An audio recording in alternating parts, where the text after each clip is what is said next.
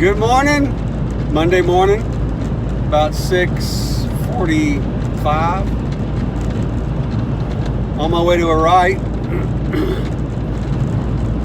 I'm getting a lot of interesting questions and comments about these confessions of a Nashville songwriter.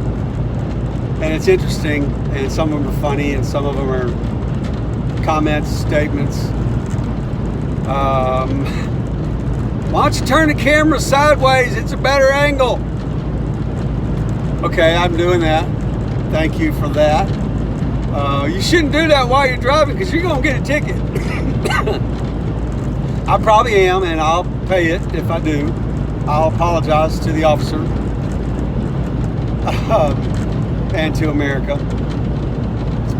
These aren't confessions, man. They're just stories. They're not, I don't hear, it's not confessions. Well, you're right, probably. Confessions would take probably more server space than YouTube has, so I'll hold off on that for a while. Jonathan Simmons sent in a question, and he said, hey, I'd like to know your inspiration behind your Tim McGraw songs. So I'm going to do that. I have had two. I'm going to do one today. The song is titled Still. Tim recorded it a few years back, and thank you for that, Tim McGraw.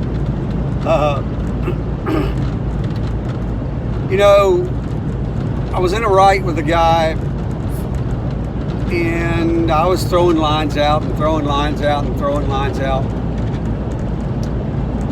And I could tell he kind of wasn't into it. And I said, man, you okay? And he goes, well, no, really. He goes, you're always throwing these faith and God things in the songs. You're not really, not saying God, but it's in there. And I said, yeah, I do. That's part of me. It's who I am. It's what it's my faith. I guess it just comes out. He said, well, I'm not really into that.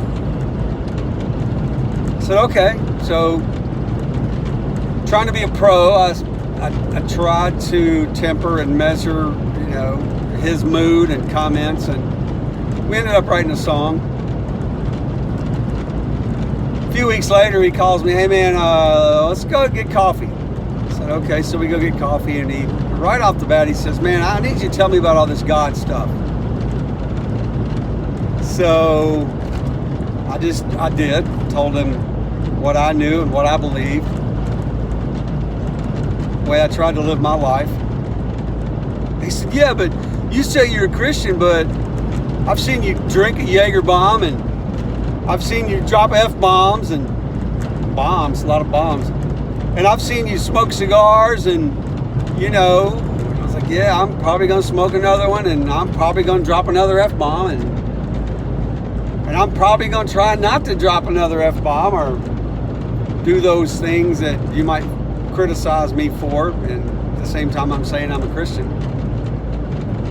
And we talked through why those things happen, and anyway, so thought about that and decided I'm not going to stop that. I'm not going to stop putting my faith in songs when I can and when it's appropriate and when it serves the song the best. So the next write was about a week later. I was in Rosemary Beach, Florida with two of my good buddies, Kyle Jacobs and Lee Bryce, and I got up early, like I do every morning, and did my morning devotional. And the devotional that morning was based on Psalm 46:10, which is, be still and know that I'm God.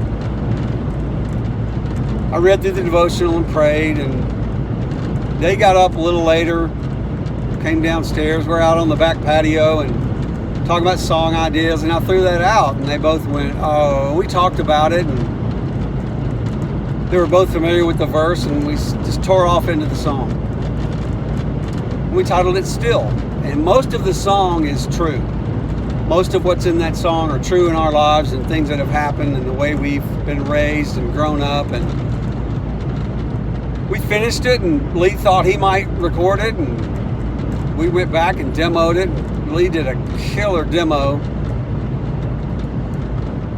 And our publisher went out and started pitching the song, and just right off the bat, Tim McGraw's Camp put it on hold. We were excited, and we decided if he wants to cut it, well then let's let him cut it, and we'll write something else for Lee.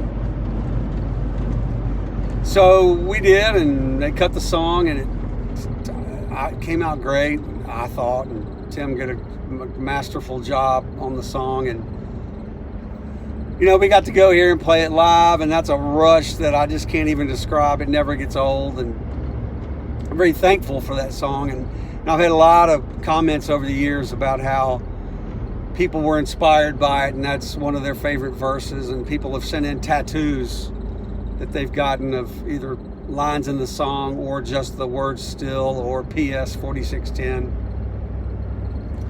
So that was sort of affirmation that it was okay to include my faith in the song, or our faith, because there were three of us. So we did that, and I think I'm going to continue doing that, Jonathan. That's where that inspiration came from, and I don't think you can hide that in your writing if that's who you are. If I wanted to go write contemporary Christian songs, and I have a lot of contemporary Christian writers, and they're way better than I am at that, so I'm going to let them do that, and I'll do what I do. And I'm not going to hide that, and I'm not apologetic, and I hope my behavior doesn't make people think, oh, well, he's not a Christian. How can he be a Christian? Oh, there's a state trooper. Hey, thank you for what you do. Maybe the ticket's going to come right now. So what I would say is if you're an artist, if you're a songwriter, painter, whatever it is you do, and your faith is a part of who you are, include that in your art. I wouldn't run from it. I'm not going to run from it. I'm certainly not going to hide it because I'm afraid someone's going to criticize me, because I'm going to be criticized. And you have to value the opinion of someone who criticizes you in order for it to affect you. So I kind of try to remember that. And thanks to Lee and Kyle for writing that song as well as they did, and let me spell check it and make coffee for them. And I'm gonna try and write another one. So y'all get out there, and whatever it is you do, when the world gets crazy, tries to run you over, tries to run you down, just be still and know that God's got it. He's got you, and he's got me right in the palm of his hand. I will see y'all next time on Confessions of a Nashville Songwriter.